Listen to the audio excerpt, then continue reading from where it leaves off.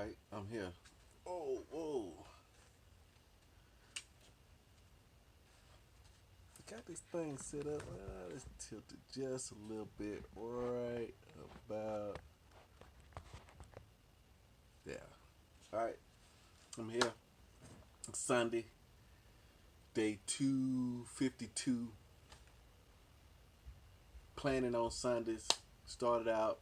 A customer of mine was talking to me, and we was talking about reading the Bible in a year. I know I got the app, so I went through about 10% done. It said 9%. So I'm going to start using a little strategy on it. Just start reading some things to try to finish it on up, do something a little bit extra so I can make sure I go through the entire Bible, make sure that I'm not leaving any stones unturned. So I read that this morning. The day is Father's Day. So the kids gave me cards, whole 9 yards. What in the world? Here's something over there.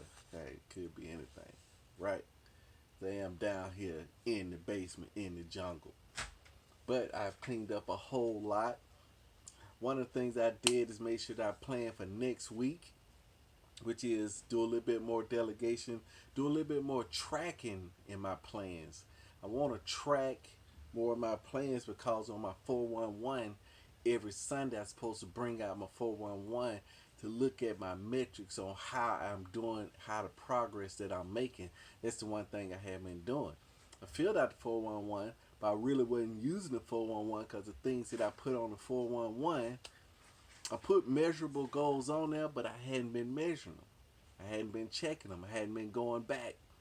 So I didn't have a true relationship with my goals because that's what he said you have to do. And the one thing is have a relationship with your goals in order to keep pulling me forward. I just been kind of chugging along, and my brain has just been trying to tell me that, oh man, you own it. Hey, just look at it. Oh, you're gonna get it. But that's the reason I wasn't really getting it is because I hadn't been uh, tracking those goals.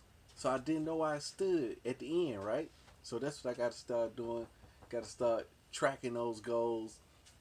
And then also, too, it's making a 411 for the house. See, had made a 411 for the house. I've been moving some things around.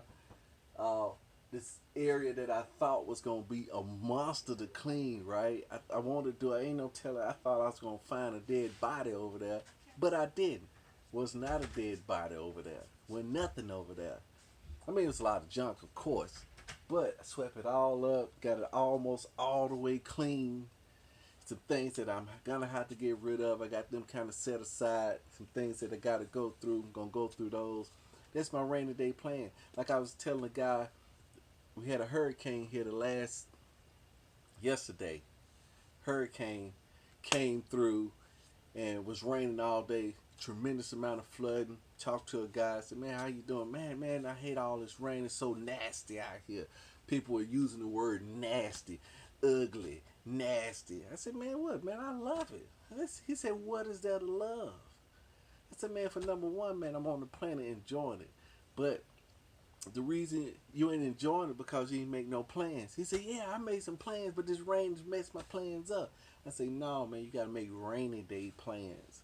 You gotta make plans that you can only do when it rains."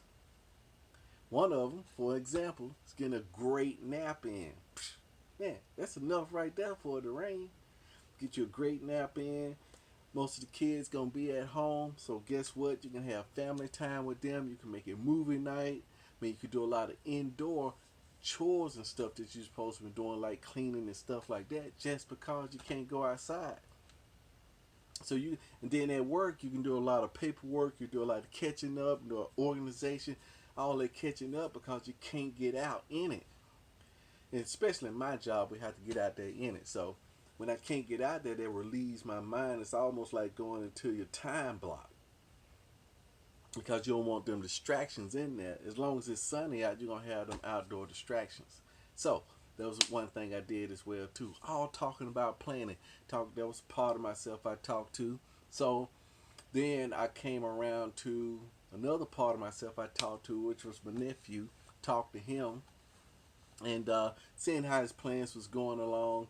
uh, very prideful, very emotional. It's a lot of just in the early 20s, in your 20s, you living on emotions. I'm trying to instill in him the that what got you to this point, you can't use that to get you to the next point. It's a middle ground is where he is right now that we was talking about. Most of us are in this middle ground between good and evil, good and bad. We seeing the bad prosper. We've been with the bad. We know how they operate, and we go tit for tat, eye for an eye with that. But say, hey, why don't you go over to the good? No, I can't go to the good because I can't just be nice because they'll run over you. They'll get ahead of you. They'll use you. If you're just being nice, then I don't want to do something for somebody else if I ain't getting nothing out of it. That is the way of the world.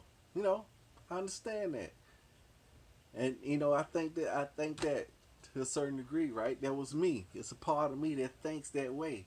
So I was trying to reason it out, right? I was talking to him and said, "Hey, just for a second, you don't know everything. So how you gonna learn? How you gonna get to the next level? How will you get there? If you put yourself in a box inside a cage with all this protection with your guard up, never let your guard down." Is what he kept saying. Well, with your guard up, how resources gonna come in? How fresh ideas, new ideas gonna come in? You got to let somebody in, you know. And it's a deal. It's a mind frame. He said, "Well, hey, ain't no peace on earth." That's what he was saying. He won't go with the peace route. I said, "Man, look." But his spirit man came out for a second. He said, "Yeah, I know I make." He said, "I know I can make my own peace, but then people come and try to take my peace, and then now my peace is gone." See, that's the deal. See, I just heard that. I say, "You right. You can make your own peace." Then they gonna come. So that's where your rainy day plan come in. That's how you get ahead. I was trying to get him to say, if you know that's what's gonna happen, how can you get ahead? Just getting the thing. How you can't go on reaction no more. You got a strategic thing. It's sunny out right now. Is it gonna rain again? He said, well, no. I said, is it gonna rain again ever? He said, well, not today. That's what he said. Yeah, but it's coming. So if I know that it's coming, then why don't I go ahead and set up a plan for raining? Just go ahead and set it up. And that's what this planning on Sundays is. We're going to plan this next week out. I want to get back in on my fan man, Jim Fannin, the 90-second rule, visualization, get into more purposeful visualization. He was talking, I was listening to this one guy, he was talking about a runner. And this runner was exercising his mind. The coach came, he was just laying out on the field. Well, the coach didn't know he was exercising. Mind laying out on the field, just relaxing. Looked appeared to be relaxing. Coach came up and said, "Man, what are you doing, man? Man, we need to get busy, man. We should get off your butt." He said, "I tell you what to do. Go mark these lines off. These long jump lines off. Go mark them off for me, and then let me know when you get it done." He said, "Okay." Marked them off. He said, "Yeah, I'm finna get to work." Then he leaned back, closed his eyes. Then he would wake up, he'll get up, look at the lines, close his eyes again, lay back down. He said, "Man, what you gonna do? What you doing?" He said, "Man, I'm practicing my long jump." He said, "How in the world are you practicing your long jump?" He said, "I'm practicing in my head. I'm looking at the lines and then I'm closing my eyes to visualize myself making the necessary jumps. If I can't visualize it, then I know I ain't gonna be able to do it." Man, it just brought it right back to me, full steam ahead. Visualize that I'm doing it. Because if I can't see myself doing it, I can't do it. It ain't going to happen. That's part of the planning on Sundays, visualizing that next week. It's going to take a few seconds.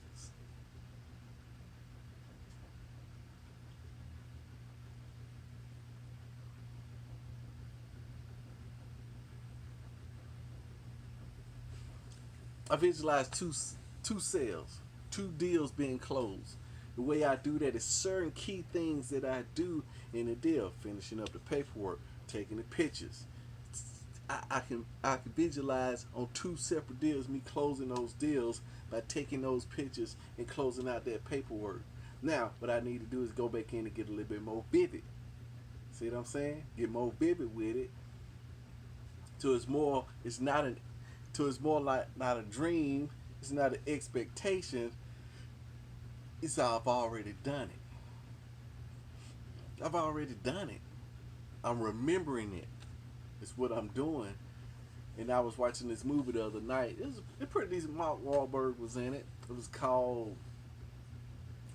It was like Limitless. I can't get the name of it right off the top of my head, but the premise of this is that they live multiple lives, and in those multiple lives, one of the key thing is hey, as you doing, how can you do the thing that you never trained to do, but when you doing it, you do it, but it's not like you learning it or practicing for the first time. It's like you remembering the steps. You never thought how you able to do this so easy. It's like you remembering the steps, and that's what it is right here. If I can get it in here, then when I work it out in the physical, all I'm doing is just remembering the steps that I already taken. So let's do it. Fan man. Bow.